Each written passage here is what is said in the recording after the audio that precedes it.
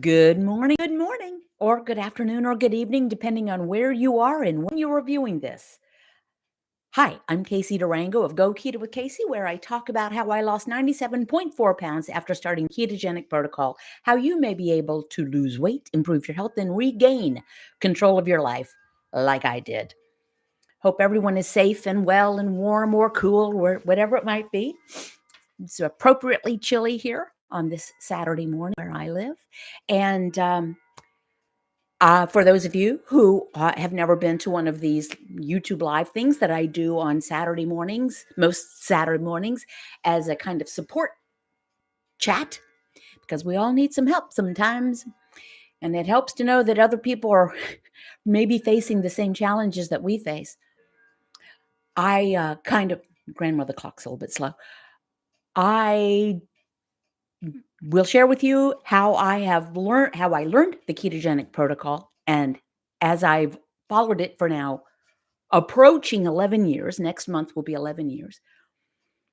And it's very straightforward, actually. And then we'll talk about the topic du jour, but I do want to hear from you guys. The whole point is to have a little group community. So, as I learned the protocol, keep your carbohydrate intake to 20 grams or fewer a day, total carbs, not net carbs. Net carbs means more carbs. If it's not on page 4, link below, don't eat it, but you don't even need a food list. Don't eat if you're not hungry. Very challenging sometimes. Stop eating when you've had enough. Equally challenging sometimes. And then I've added be patient and persevere. So, you know, the idea of low carbohydrate eating has been around a very long time, long before Dr. Atkins popularized it. Long before Johns Hopkins University implemented it as a treatment for childhood epilepsy in the 20s, going all the way back to William Banting, an undertaker in England. In 1863, he wrote his treatise on corpulence meaning being big. And it's been around a long time. It has waxed and waned. It's been in favor, out of favor, popular, scandalized, etc. Over the last several years, it's been referred to as keto or the ketogenic diet, ketogenic protocol. When I first stumbled upon this, actually, I didn't stumble upon it. I knew low carb worked for me since 1977. And I will fold that fact and my subsequent attempts at eating low carb into today's topic, which is why bother? At any rate, over the last several years, when I started this in January of 2014, after having seen the white coat video of Dr. Eric Westman of Duke University, it wasn't even called keto. I think he called it the no starch, no sugar diet. And then there were places it was just known as low carb, and then in parts of the world, low carb, high fat, which is kind of misleading because it's not really a high fat protocol. But anyway, keto became the word, and it is everywhere. That's fine.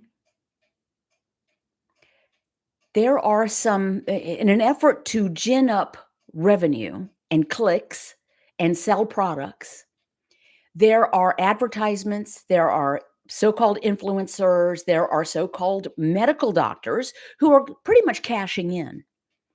And sometimes with apocryphal stories of how, you know, how miraculous it all is. Well, it's not really a miracle, it's physiology. And it doesn't fix everything. I've made videos about that before. Keto won't fix everything. If you're in a rotten marriage, it may be made worse, actually, if you start feeling better about yourself and looking better.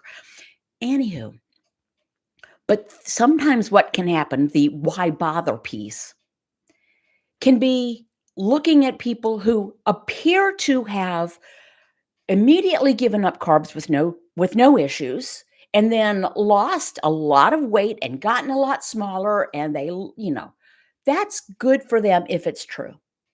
Now, I just came from a trip to my lovely mate's homeland of Colombia, South America, where I'm going to tell you, I was surrounded a lot of the time by very trim, I would say tiny people, not tiny stature, thin, trim, particularly the women, who I'm sure eat buñuelos and rice and beans and potatoes and enjoy all the delicious food that I do not eat.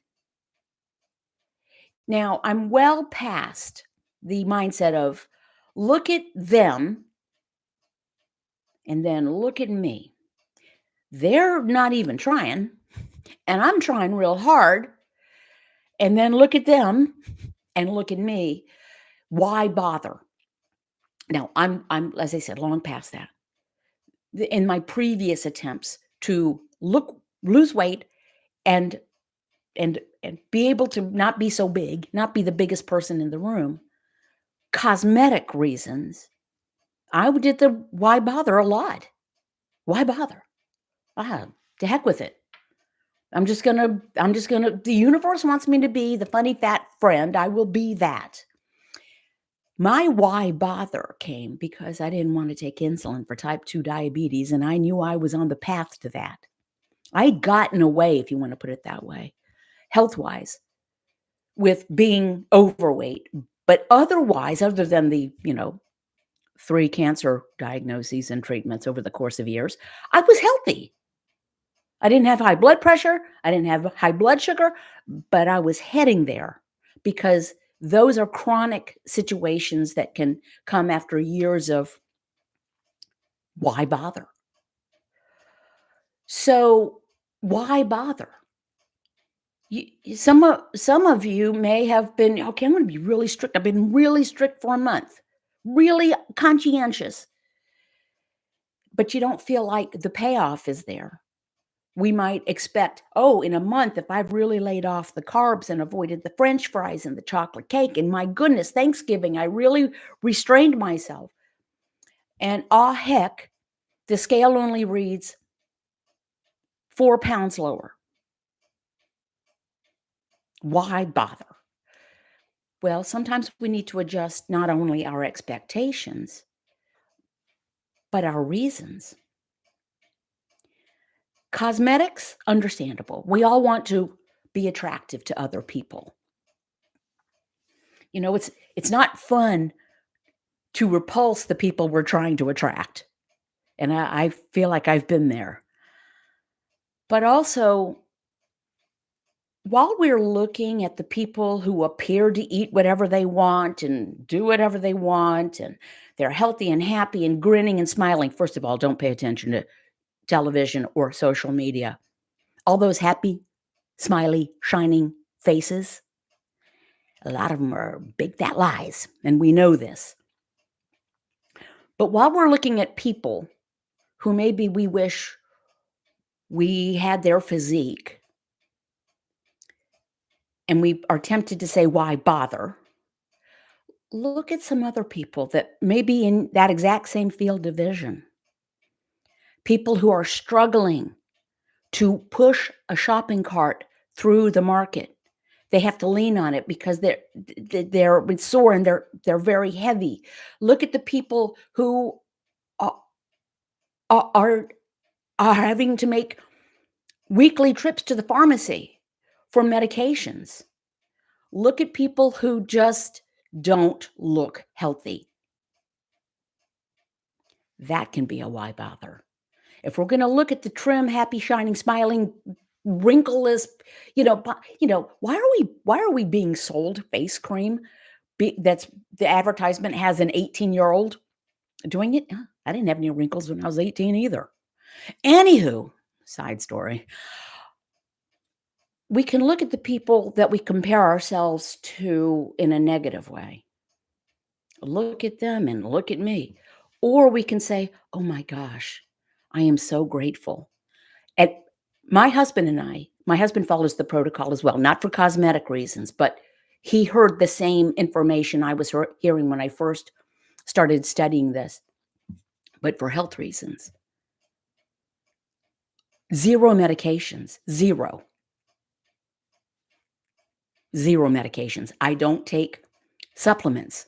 I am healthy. Excuse me, I take a teaspoon of cod liver oil when I remember for the vitamin D and the omega 3s because I was vitamin D deficient, which is not unusual. Vitamin D deficiency is very common. Mine was just particularly low at my last checkup. No, two checkups ago.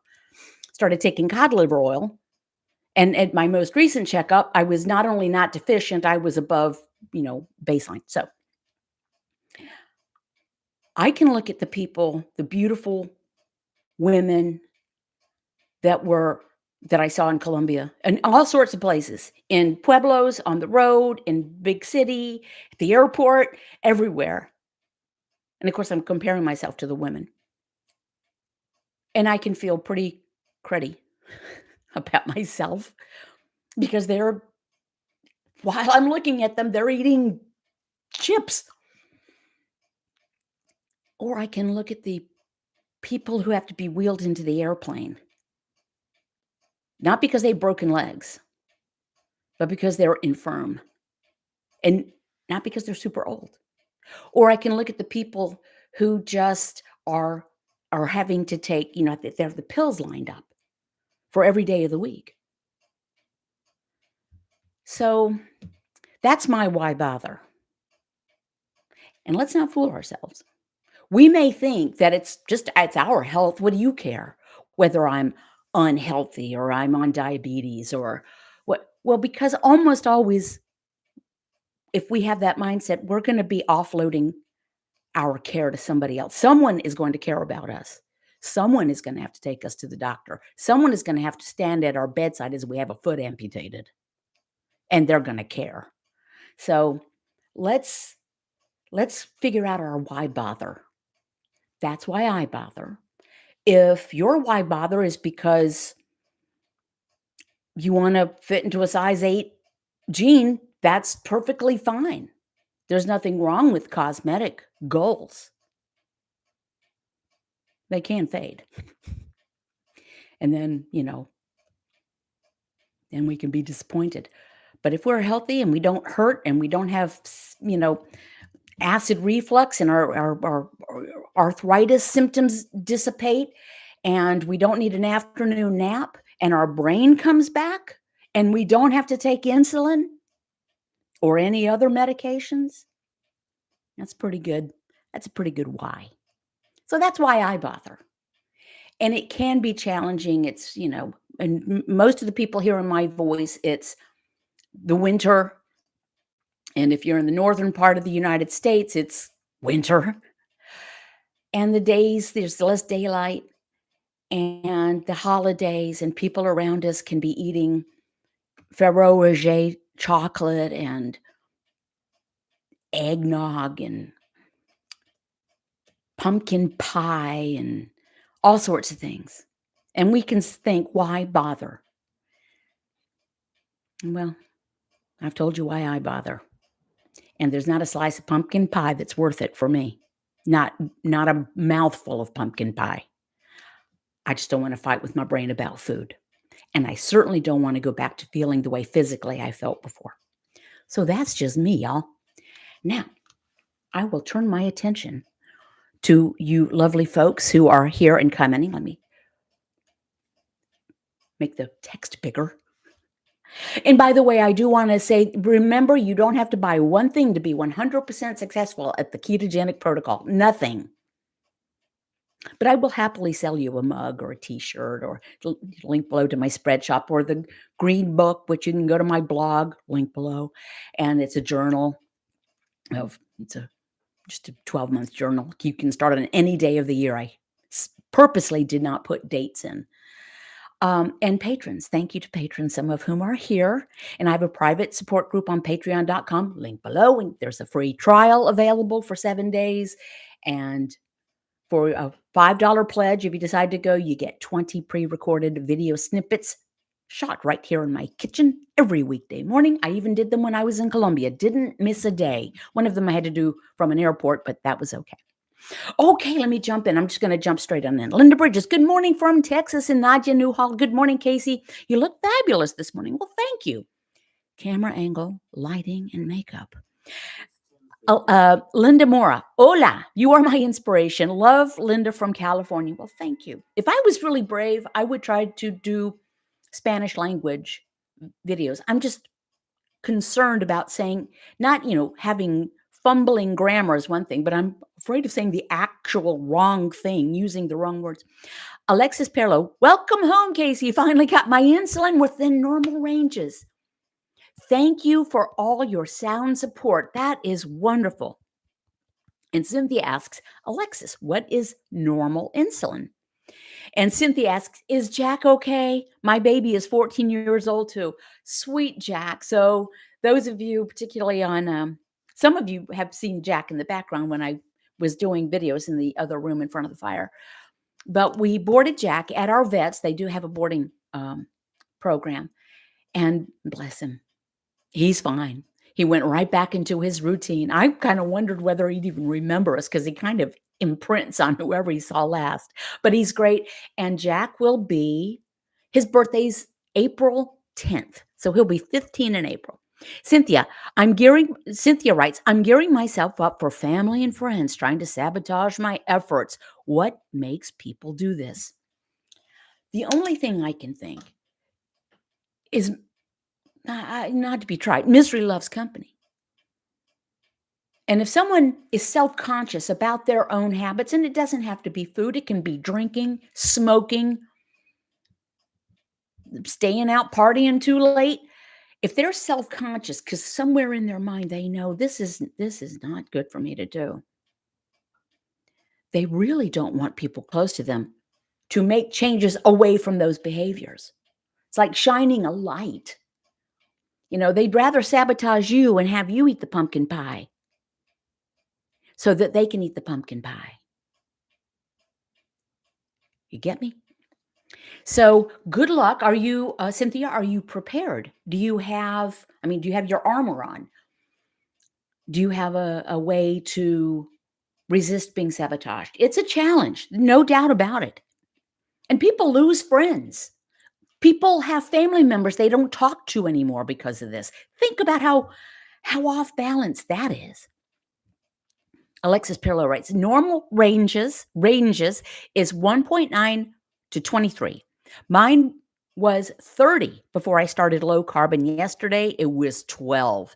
That is great, Alexis. And Judy Tucker, morning, Casey, from freezing rain in Hopkinton, Iowa. Oh, girl. And Judy Tucker is a superstar. She lost, last I heard, over 155 pounds. And I always marvel at someone who 155 pounds ago was a working farmer. I just don't know how you do it. Cynthia, woohoo! Congratulations. Mine was 12, but in March 2024 was 9. I go again in April 2025. Do any of y'all have the same experience that I do? Whereas dreading and avoiding going to the doctor for an annual checkup, now it's kind of, I can't wait to show the doctor what I've done. Cynthia writes, some doctors I follow say the normal ranges have been increased to fit the obese population. Not sure we can talk about this. Yeah, and lots of ranges change, but usually they bring them down, a la cholesterol and blood pressure, because if they bring the ranges down, the so-called normal, then that opens up the ability to prescribe medications. I'm not a super cynic. I think that just is the way it is. Cynthia writes, thanks. I was worried about him. Oh, and thank you for the little, I love the little floaty things. And Colleen Sproul, good morning from Michigan. Colleen, on my Patreon group, I've done over 1,800 of these video snippets. And it's, topics can be hard to come by. So long ago, I set up a spreadsheet, a Google Doc, for patrons have access to it to input suggestions for the morning snippets. And some people are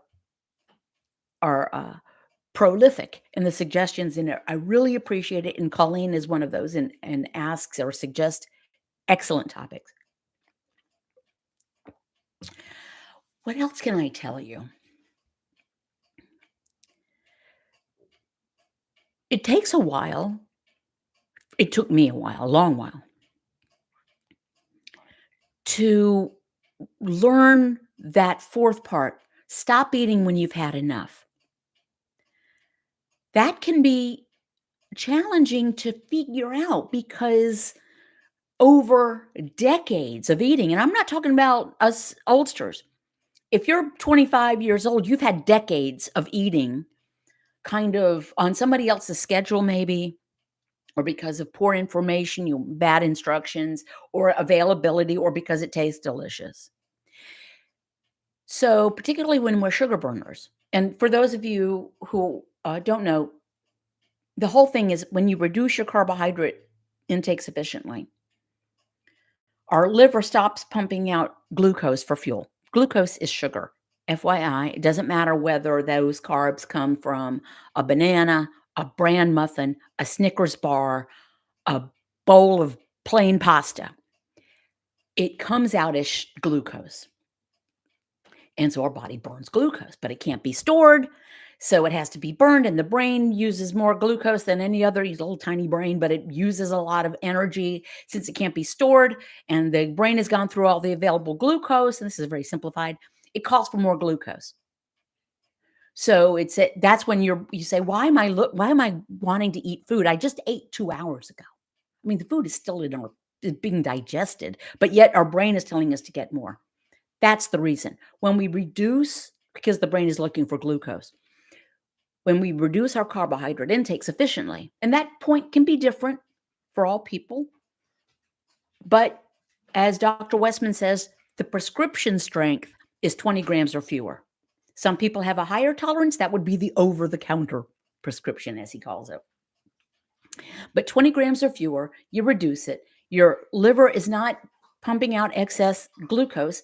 What happens? The body says, whoa, where'd the glucose go? Oh, no problem. I'll start burning ketone bodies for fuel. And we've got plenty of those. Ketone bodies come from fat in different places. And so we burn fat for fuel.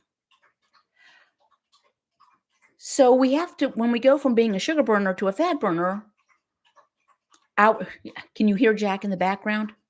He's drinking his water. We go from that, okay, I ate 2 hours ago, but who's got a cookie? Because I need a cookie. Or I need to, let's order lunch. To a fat burner, your appetite is suppressed. Your hunger suppressed. On our trip home from Colombia, I didn't have solid food until where were we? It was a 3-leg flight. I don't think we were on the last leg. No, we weren't. Yes, we were. And Paula, the cook and housekeeper for Amparo, where we stayed, had made this little torta made out of almond flour, which my husband can tolerate. I don't usually eat it. But I hadn't had anything all day until about, I don't know, 9 o'clock at night. And that was with running through airports and doing all this stuff. When you're a fat burner, you can go a lot longer without eating without a problem. It's wonderful. And on my trip down there, I didn't eat. I got in about 7 p.m. into Colombia, having left here at 7 a.m., I think. And that was fine too. There was food waiting for me, of course, because that's how they roll. But learning what hunger is something we have to work at. We've lost it over all this time. So push the peckishness, which is something that we say around Go Keto with Casey. Peckish means, I could eat. I update my patrons with peckishness level first thing every morning, scale of 0 to 5. Y'all, whoever's hearing, I would say 0 to 5. And what is it now? It's 10:30. It's probably 1.5. I don't know. I haven't been eating until late morning, but we'll see. And so and pro tip, eat slowly. That's how you get to that point where I've had enough.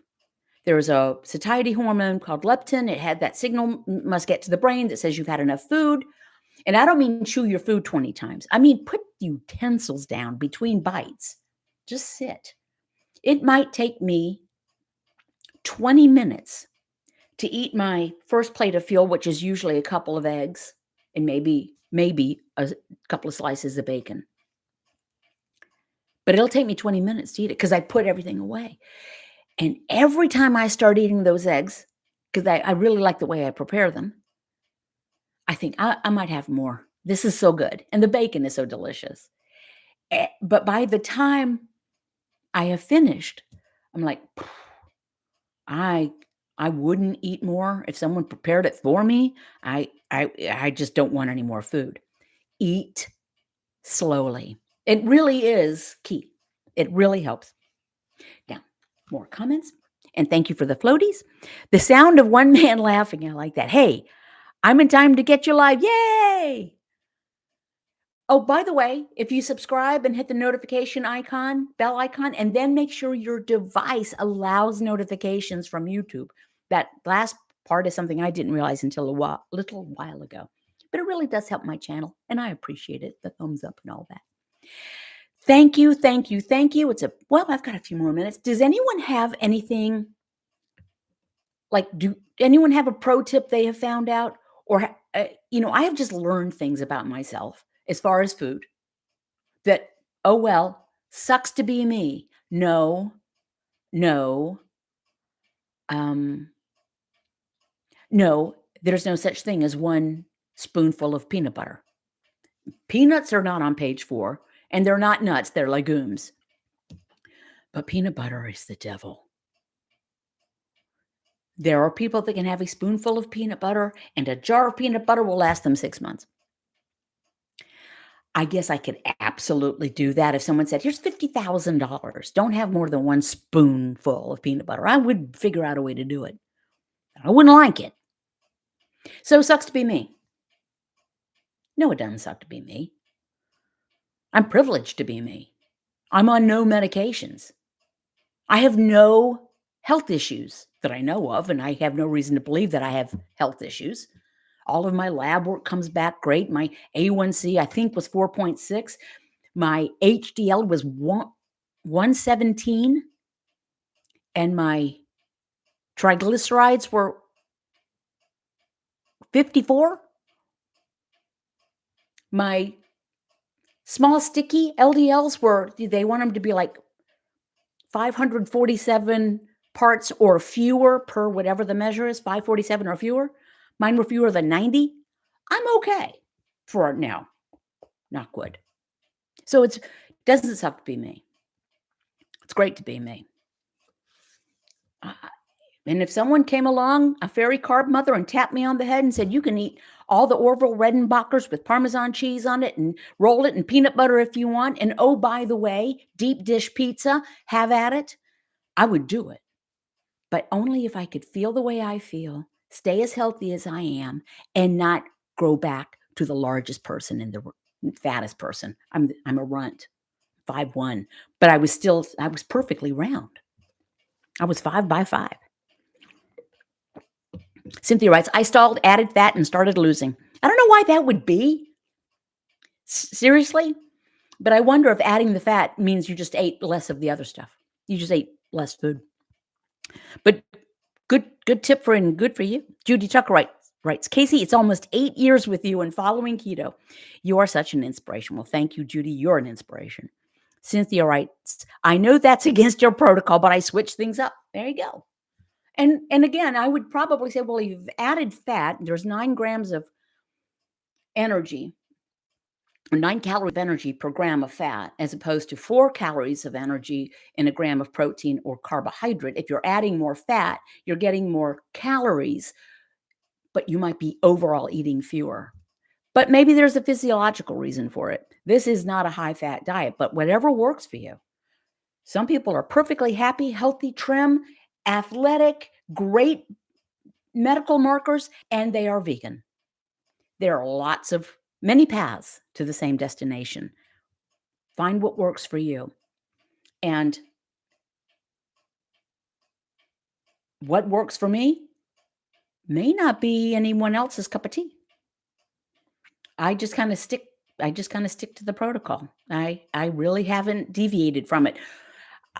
It sounds like, well, it must be because you're eating a lot less food. Well, it's because I'm not eating if I'm not hungry.